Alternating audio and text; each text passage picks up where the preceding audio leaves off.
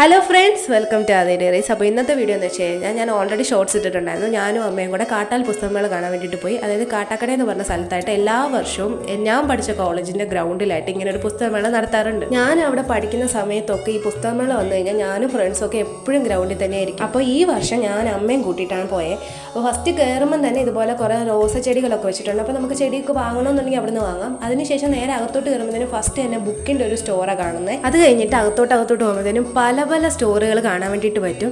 പക്ഷേ കഴിഞ്ഞ വർഷത്തിനെ അപേക്ഷിച്ച് നോക്കുകയാണെങ്കിൽ, അല്ലെങ്കിൽ അതിന് മുന്നത്തെ വർഷത്തിനെ അപേക്ഷിച്ച് നോക്കുകയാണെങ്കിലും ഈ വർഷം ഭയങ്കര സ്റ്റോറുകളൊക്കെ കുറവായിരുന്നു. അതുപോലെ തന്നെ കുറേ സ്റ്റോറുകളൊക്കെ അടച്ചിട്ടേക്കുമായിരുന്നു. അപ്പോൾ ഞാൻ എൻ്റെ ഫ്രണ്ടിനോട് ചോദിച്ചപ്പോൾ പറഞ്ഞതെന്ന് വെച്ച് കഴിഞ്ഞാൽ നൈറ്റാണ് കുറേ സ്റ്റോറൊക്കെ ഓപ്പൺ ആക്കുന്നതെന്ന് പറഞ്ഞിട്ടുണ്ടായിരുന്നു. അപ്പോൾ ഞങ്ങൾ പോയത് പകലായിരുന്നു, അതുകൊണ്ടായിരിക്കും ചിലപ്പോൾ. പിന്നെ ഞങ്ങൾ കുറേ ചുറ്റിയൊക്കെ കണ്ടു. പിന്നെ അമ്മയാണെങ്കിൽ ചീരയുടെയും പയറിൻ്റെയും വിത്തൊക്കെ വാങ്ങിച്ചു.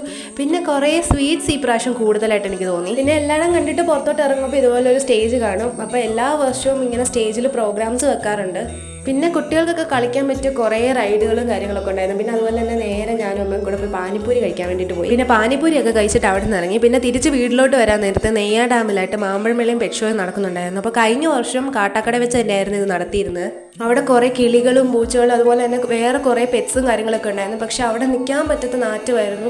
എല്ലാ വേസ്റ്റുകളും അവിടെ തന്നെ കിടക്കുമായിരുന്നു. അതുകൊണ്ട് ഭയങ്കര നാറ്റമായിരുന്നു. പിന്നെ പെട്ടെന്ന് തന്നെ ഞാനും അമ്മയും കൂടെ അവിടെ നിന്ന് ഇറങ്ങി. പിന്നെ അവിടെ നിന്ന് ഇറങ്ങിയത് ഗോസ്റ്റ് ഹൗസ് ഉണ്ടായിരുന്നു. പക്ഷെ അത് നൈറ്റാണ് ഓപ്പൺ ആക്കുന്നതെന്ന് പറഞ്ഞു. അതുകൊണ്ട് അവിടെയും കയറാൻ വേണ്ടിയിട്ട് പറ്റിയില്ല. പിന്നെ അവിടെ കുറേ മാങ്ങകളൊക്കെ വിൽക്കാൻ വെച്ചിട്ടുണ്ടായിരുന്നു. ശരിക്കും പറഞ്ഞു കഴിഞ്ഞാൽ കഴിഞ്ഞ വർഷം ഇതിനേക്കാളും കുറേ വെറൈറ്റി മാങ്ങകളൊക്കെ ഉണ്ടായിരുന്നു. പിന്നെ കുറേ സ്റ്റോറുകളൊക്കെ കണ്ടു. പിന്നെ 2-3 റൈഡ്സ് ഒക്കെ ഉണ്ടായിരുന്നു. പക്ഷെ അതൊന്നും അപ്പം വർക്കിംഗ് അല്ലായിരുന്നു. എനിക്ക് തോന്നുന്നു നൈറ്റ് ആയിരിക്കും വർക്കിംഗ് എന്ന് തോന്നുന്നു. പിന്നെ അവിടെ നിന്ന് നേരെ ഇറങ്ങി. ഓൾറെഡി കുറേ പ്രാവശ്യം തന്നെ ഡാം കണ്ടിട്ടുള്ളതുകൊണ്ട് ഡാമിൻ്റെ അങ്ങോട്ട് പോയില്ല. അപ്പോൾ ഡാമിൽ കയറണമെന്നുണ്ടെങ്കിൽ 10 രൂപ എക്സ്ട്രാ ടിക്കറ്റ് എടുക്കണം. അപ്പോഴത്തേനും ചേട്ടനും കൂടെ വന്നു. പിന്നെ ഞങ്ങൾ 3 പേരും കൂടെ അവിടെ നിന്ന് കുറേ നേരം വീഡിയോസൊക്കെ എടുത്തിട്ട് നേരെ വീട്ടിലോട്ട് വിട്ടു. അപ്പോൾ ഇന്നത്തെ വീഡിയോ ഇത്രയേ ഉള്ളൂ. ബൈ.